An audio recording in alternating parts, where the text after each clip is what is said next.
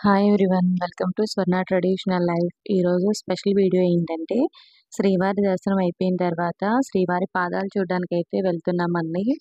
మనకి తిరుమల నుంచి శ్రీవారి పాదాలకి 5 కిలోమీటర్ల దూరం అయితే ఉంటుందండి. మేమైతే ఒక ట్యాక్సీ మాట్లాడుకుని వెళ్తున్నామండి. శ్రీవారి పాదాలే కాకుండా అక్కడ ఇంకా ఒక 6 ప్లేసెస్ అయితే ఉన్నాయండి. వాటికి కూడా వెళ్తున్నాం. ఈ శ్రీవారి పాదాలు నారాయణాద్రి కొండపై అయితే ఉన్నాయండి. కోనేటి రాయుడు తిరుమల వెంకన్నను భక్తులే కాదు బ్రహ్మాది దేవతలు కూడా పూజిస్తారని పురాణాలు చెబుతున్నాయండి. వెంకటాచల క్షేత్రానికి బ్రహ్మాది దేవతలు వచ్చినప్పుడు నేరుగా శ్రీవారి పాదాల వద్దకు చేరుకుని శిరస్సు వంచి పాద పద్మాలకు నమస్కరించేవారంటండి. మహావిష్ణువు వైకుంఠం నుండి వెంకటాద్రికి దిగి వచ్చేటప్పుడు మొదటి పాదాన్ని ఇక్కడ పెట్టారంటండి. రెండవ పాదాన్ని శిలాతోరణం దగ్గర పెట్టారని, మూడో పాదాన్ని ఆనంద నిలయం అంటే స్వామివారు ఉన్న ప్రదేశంలో పెట్టారని చెప్తారండి. ఇప్పుడు మనమైతే శ్రీవారి పాదాల ప్లేస్కి అయితే వచ్చేసామండి. ఇక్కడ ట్యాక్సీ వ్యాన్లు కాకుండా బస్ కూడా వచ్చిద్దండి.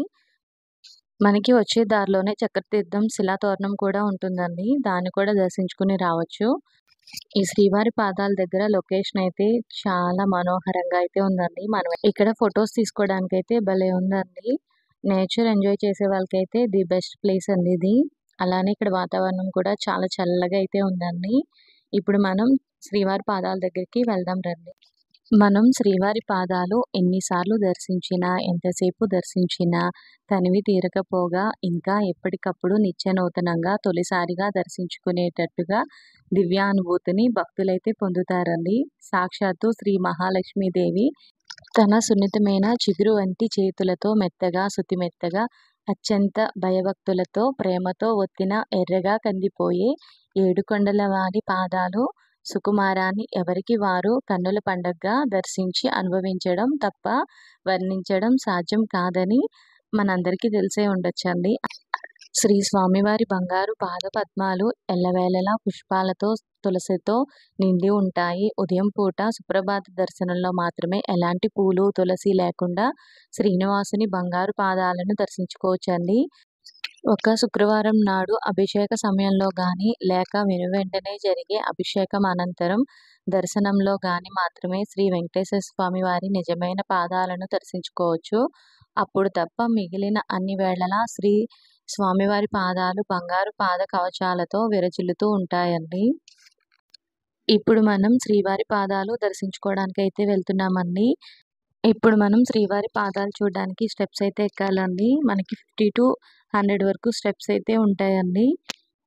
శ్రీవారి పాదాలని సందర్శించడానికైతే ఉదయం 6 గంటల నుంచి సాయంకాలం 6 గంటల లోపు దర్శనం చేసుకుని మనం మళ్ళీ వెనక్కి అయితే వెళ్ళిపోవాలండి. ఇక్కడ 6 వరకే టైమింగ్స్ వచ్చి 6 తర్వాత అయితే అలో ఉండదండి. ఇప్పుడు ఈ కొండని నారాయణాద్రి కొండ అంటారండి. అసలు శ్రీనివాసుడు అంటేనే శ్రీపాదములు అని అర్థమంట.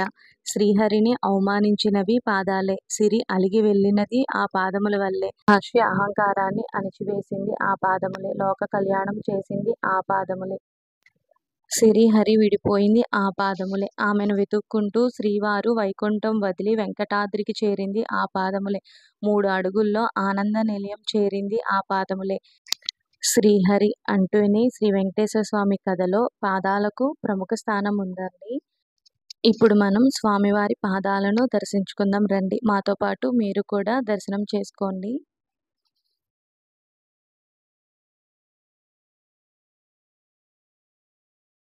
దర్శనం అయితే అయిపోయిందండి.